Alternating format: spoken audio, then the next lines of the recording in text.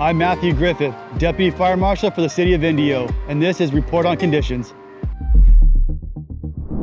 This week, we'll show you how much fun we had celebrating National Night Out with you all. And we take you to 2 vegetation fires that your firefighters responded to.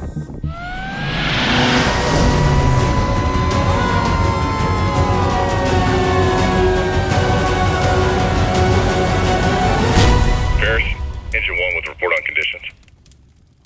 Hi, and thank you for joining us today on Report on Conditions. I'm Tawny Castro.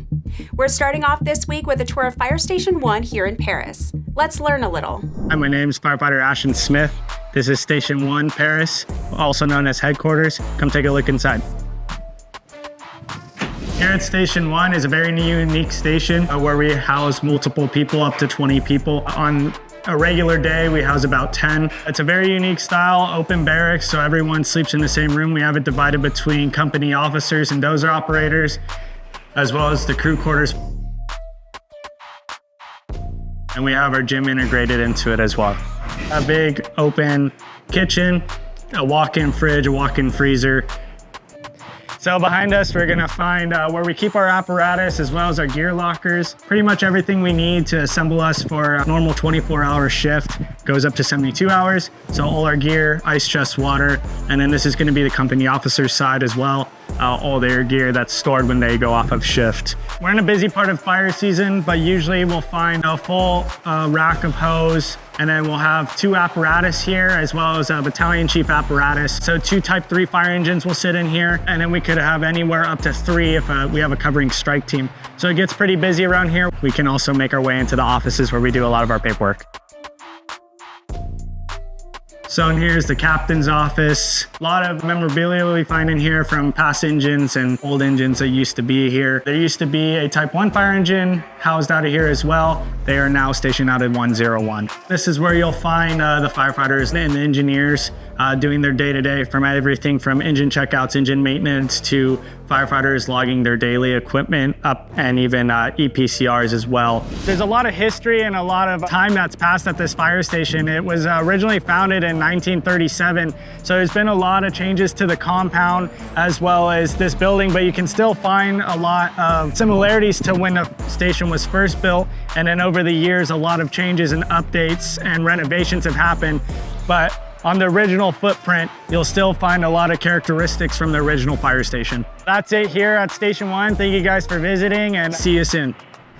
Last week, from August 5th through August 11th, the department responded to a total of 3,492 calls for service. This included 2,706 medical emergencies and 119 fire-related calls. Let's take a look at some highlighted incidents. At approximately 7:30 p.m. on Saturday, August 9th, firefighters were dispatched to a report of people being stung by bees in the 9500 block of 52nd Street in the city of Jurupa Valley. The first arriving engine reported a large swarm of bees attacking 2 people and 4 horses. The patients were quickly extricated from the swarm and treated. 1 patient had serious injuries and 1 patient had moderate injuries, and both were transported to an area hospital for further medical treatment. The firefighters then used a mix of foam and water to attempt to get the bee swarm away from the horses. A private veterinarian came out to treat the horses, but unfortunately, 1 died from the large amount of bee stings it received. The other 3 horses were treated on scene. On Saturday, August 10th, dispatchers received multiple 911 calls reporting vegetation on fire in a field near Mission Trail and Corridon Street in Lake Elsinore. The first arriving squad reported a 100-foot by 100-foot spot, which quickly grew to 2 acres burning at a moderate rate of spread in light grasses. Additional engines were immediately requested for structure threat. Firefighters were able to stop the forward spread of the fire in about 30 minutes and protect the structures from being damaged. The fire burned a total of 11 acres and no injuries were reported. On Saturday, August 10th, firefighters responded to multiple reports of a field on fire near the intersection of Mack Street and Old Elsinore Road in Mead Valley. The first arriving battalion chief reported 2 acres burning in grass at a moderate rate of spread and requested 1 additional helicopter, 5 additional engines, and 2 additional water tenders. After about 90 minutes, firefighters were able to stop the forward spread of the fire. In total, the fire burned 63 acres of grass, and fire resources were on scene for about 5 hours performing mop-up. There was no damage to structures and no injuries reported. This National Night Out, we had an incredible time connecting with our community. We love being out in the communities we serve, meeting our neighbors, and sharing what we do to keep everyone safe. National Night Out is an annual community building campaign that promotes police-community partnerships and neighbor camaraderie to make neighborhoods safer and more caring places to live. This annual event enhances the relationships between neighbors and first responders while bringing back a true sense of community. Thank you for making this year's National Night Out unforgettable. Together, we're more than just a community, we're a family. Stay safe and stay connected. Engine 9, set up for structure protection at Deal Peak Road. I'm Bill Weiser. I'm the fire chief here at Riverside County Fire Department in the CAL FIRE Riverside Unit.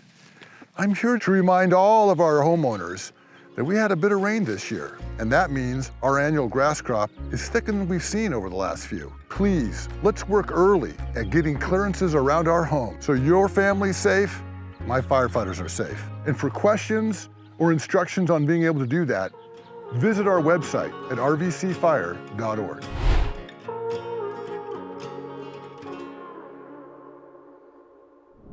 That's it for this week's Report on Conditions. Follow your firefighters in action on our social media at CAL FIRE RRU and stay up to date on incidents happening countywide. If you caught any great footage of our firefighters at work or out in the community, send them to us at rrupio@fire.ca.gov. On behalf of your Public Affairs and Community Education Bureau, I'm Tawny Castro. Thanks for watching.